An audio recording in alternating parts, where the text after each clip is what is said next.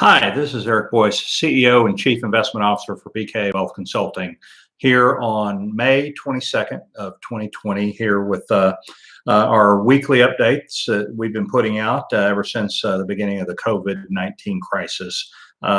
Today, we just have kind of a bull and a bear case to share with you and some data that goes behind it. We've got some positives and negatives, and hopefully we'll get through all of that here in relatively short order. But just to kind of frame it as we see it, really, I mean, the bull case represents several things. Obviously, the Fed is easing very aggressively. We've got more fiscal stimulus that's on the way. We don't quite sure know when that's coming, and there's a lot of political debate about that. We'll talk about that in a second. We know the infection rate is falling, with perhaps the exception of Alabama right now. And we have testing capabilities that are on the rise. We expect better, or at least less negative economic data as we go from here. We feel like really that April was the bottom of this recession here, and then also, frankly, if you look at the stock market, there really are no other alternatives for investment right now. I mean, there's not an appetite for fixed income necessarily because you're not getting yield. There's certainly not an appetite for a lot of international investment because there's a lot of dislocation and unevenness in terms of how certain countries are being able to deal with this. So the U.S. is really the best alternative from an investment standpoint, and within the U.S. is clearly the equity market right now. So on the flip side, we've got significant economic damage, and we know that data is still filtering in. It's going to take quite a while to fix. In fact, we're beginning to think that we're not going to achieve the same level of economic output that we had before COVID hit until probably into 2021, after 2021, probably in that next quarter or so beyond. But we've got essentially economic damage that needs to be repaired. We've got more data that's disappointing, more earnings disappointments that are coming. We know that just from a stock market valuation standpoint, that with eroding earnings, the valuations are really not as attractive as they frankly were 3 months ago when we were not in COVID, if you will. And we are worried about the second wave of infections. We don't know if that's coming or what that's going to look like. So that's a known unknown.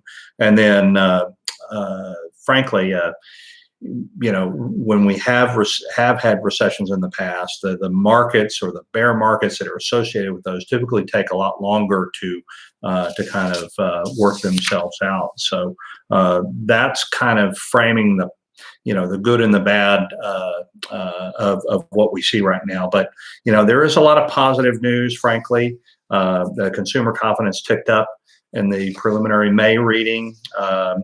So probably reversing about a third of what we saw in April. Empire State, which is the New York enterprise region, the manufacturing index was above expectations, reflecting a slower rate of decline.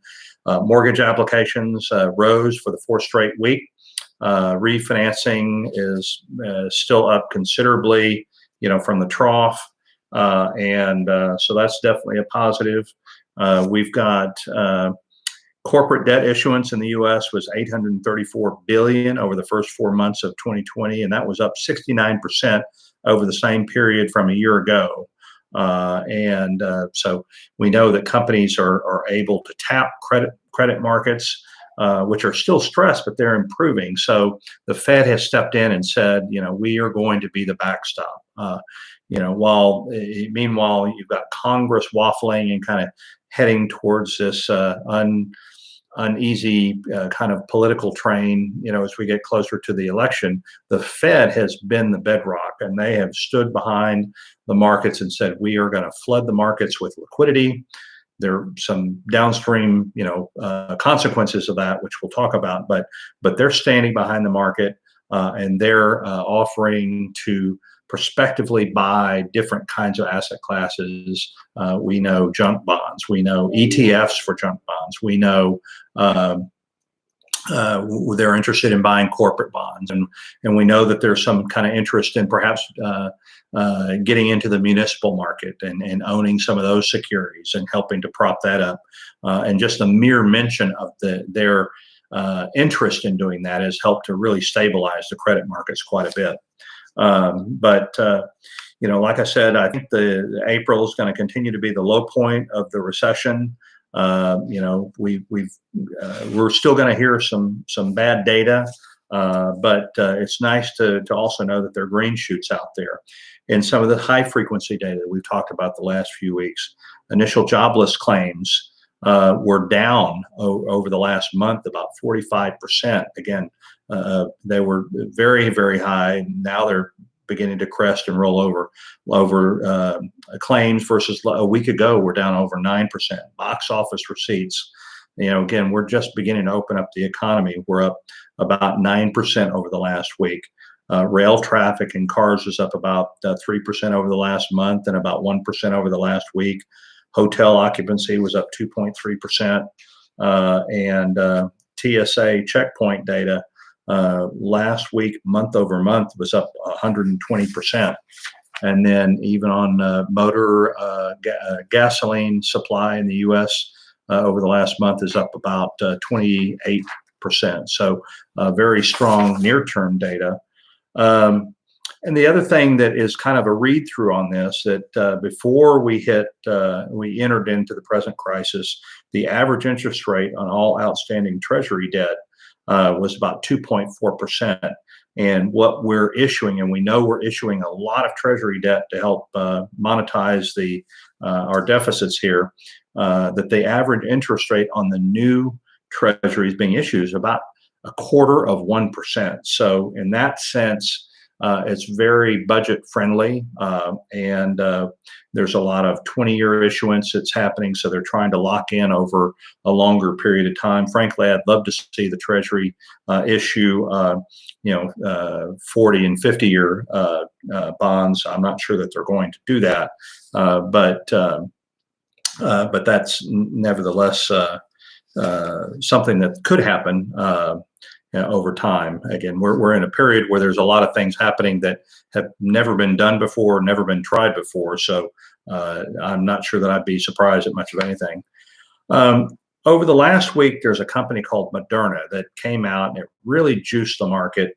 That they had some partial data on a 2-dose protocol that treats COVID.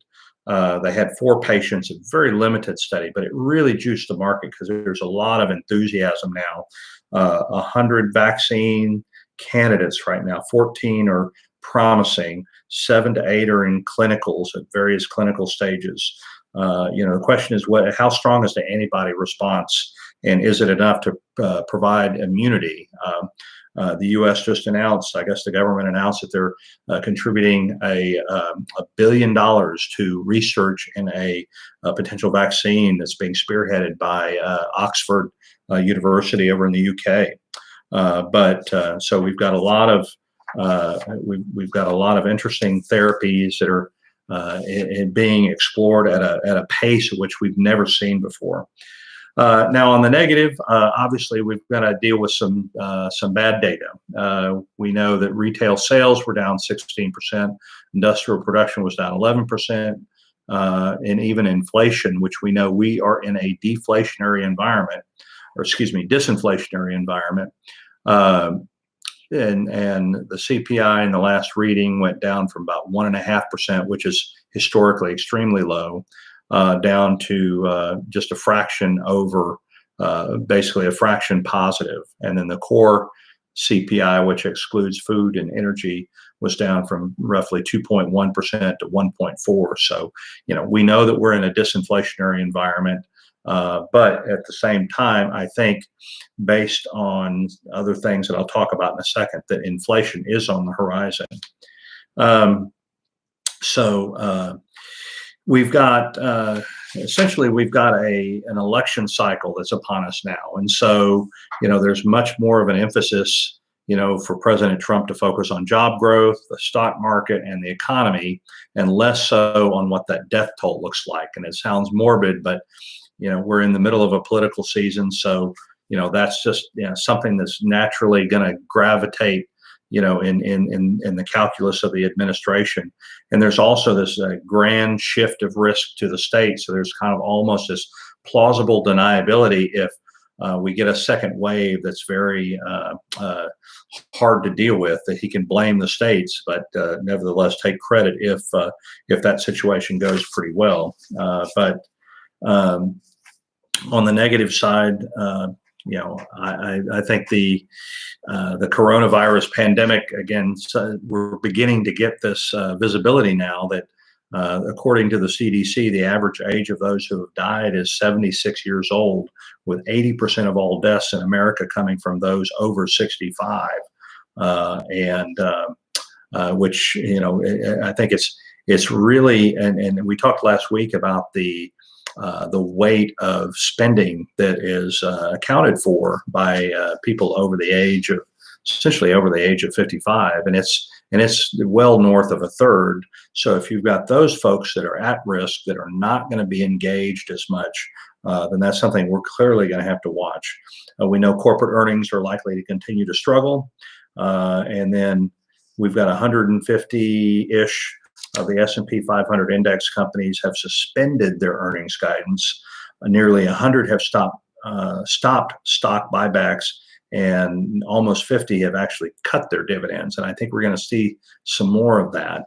And then we've got the next round of stimulus that's being talked about in Washington. Now, the House approved very narrowly a $3 trillion package, which had a lot of stuff in it. There's probably a likelihood of getting something closer to $1 trillion or more that will have some state and local government support in it. The Republicans are standing by their guns on business liability protections, and the Trump administration wants a payroll tax cut.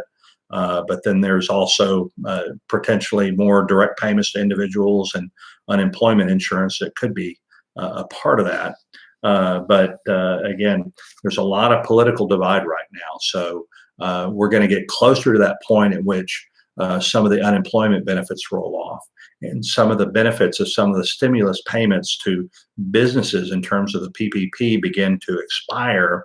And the country, if it's not opened, is clearly going to need more help. And there are clearly going to be some businesses that are not going to come back. They're just not going to be able to survive this tumultuous period. But that's also a negative. We have rising tensions with China that continue to fester. And over the last week, the administration announced that it would limit the ability of China's Huawei technologies to access certain technology that and semiconductors. And so the risk is, what's China going to do in retaliation? And they could target Apple, Qualcomm, even Boeing, so on and so forth. And so that's clearly a negative that sits out there. A couple of interesting things that I'm going to give credit to Sandy Leeds for over at University of Texas for pointing out. But he said that the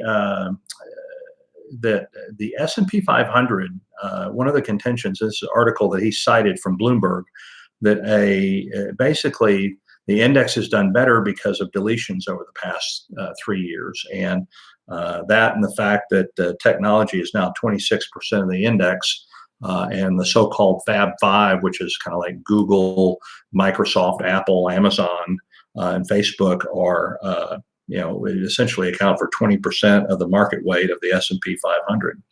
But the equal weighted basket made up of companies that were ejected from the index over the last 3 years is down 47% this year.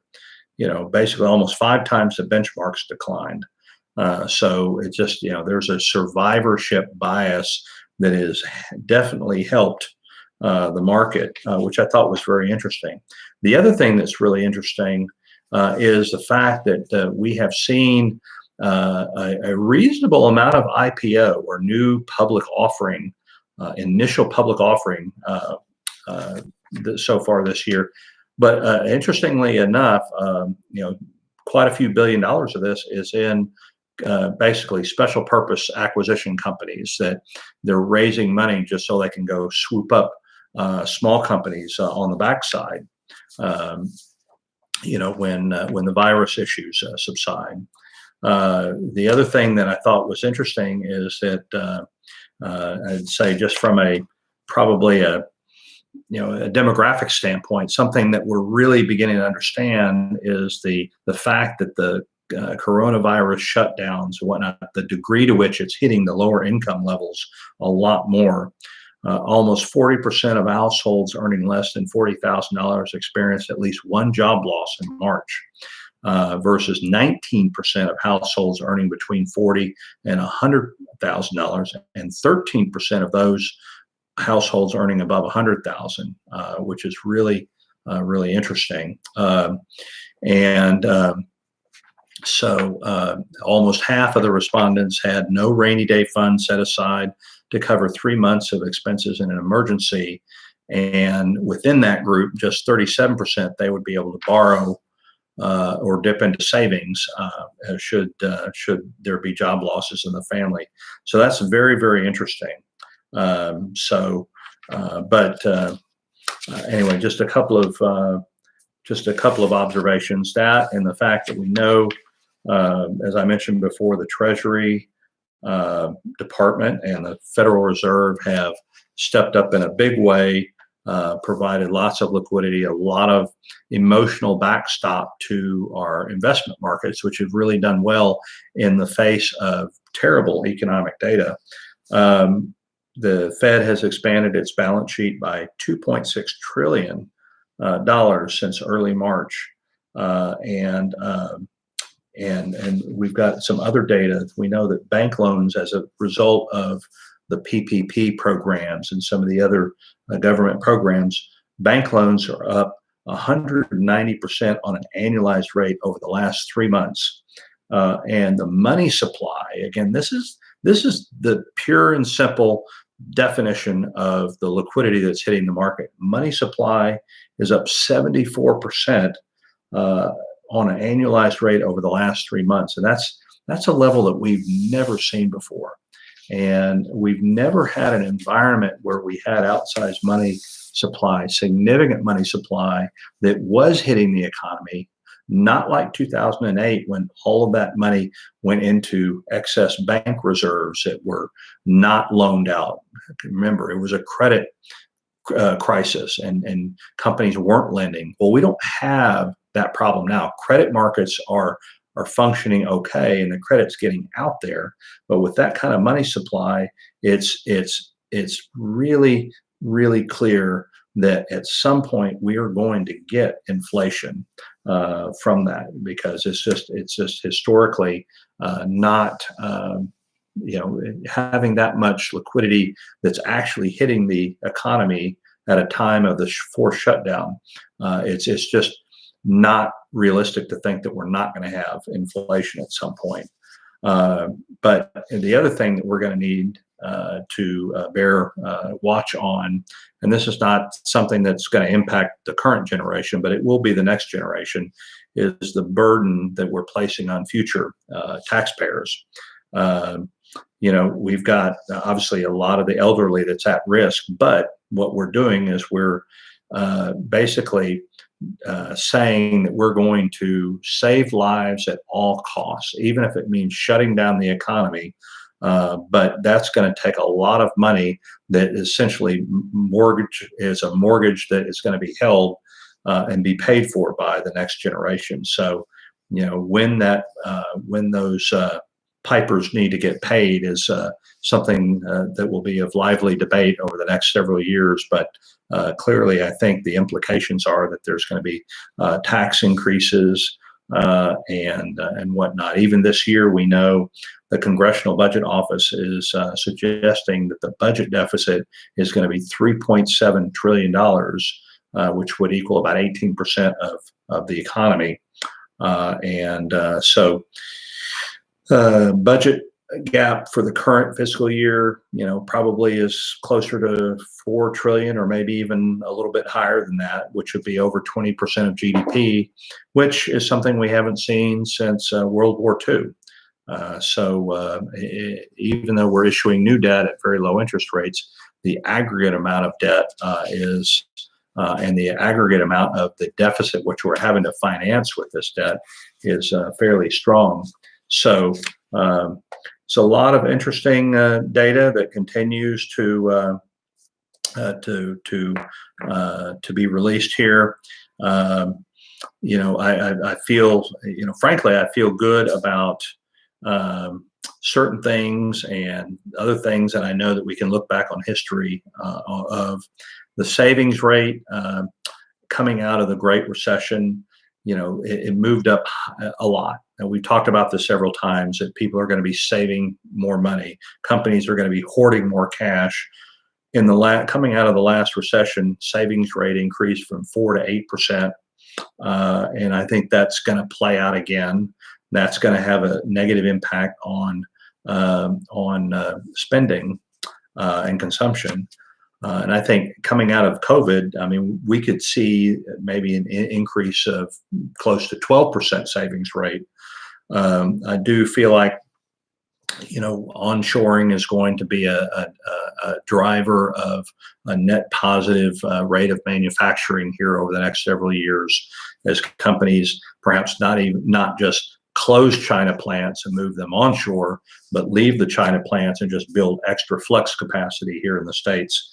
But on the flip side, I think it's going to be a while before small business is as relevant to the total employment base as it was going into COVID. Again, a lot of companies aren't going to make it, and it's going to take years to get back to kind of that previous employment peak. And we were at an employment level that was really beyond estimates of full employment. It was at historic lows. But I think yields and interest rates are going to remain fairly low. I think we will get inflation from everything that seems to be on the plate right now. We're going to have to deal with some significant kind of dislocations, if you will, to the disruptions to productive capacity in the economy. We've got retraining issues, rehire issues, displaced workers. We'll have, I think, this could actually discourage some business investment looking at over the next few years, kind of this risk control mentality. And if that happens, then we're probably facing maybe an extended period of lower productivity. So there are green shoots. There are, some negatives. Obviously over a longer haul, we feel really good about the trend line of the economy, but I think we've got to, the market is going to continue to respond well to liquidity. It will respond even better when we get closer to a vaccine. But the market's not cheap right now. It's getting a lot of attention because it's the best place right now. We know we're going to have some defaults on the credit side, but the credit markets are wide open. There seems to be a willingness on lenders and bondholders to help companies and entities with workouts. So feel like that is not going to look like it did back in 2008. But I get back to what I said in closing here. It's just the bull case. We've got a very aggressive Fed adding lots of stimulus. We've got more fiscal stimulus coming down the pike.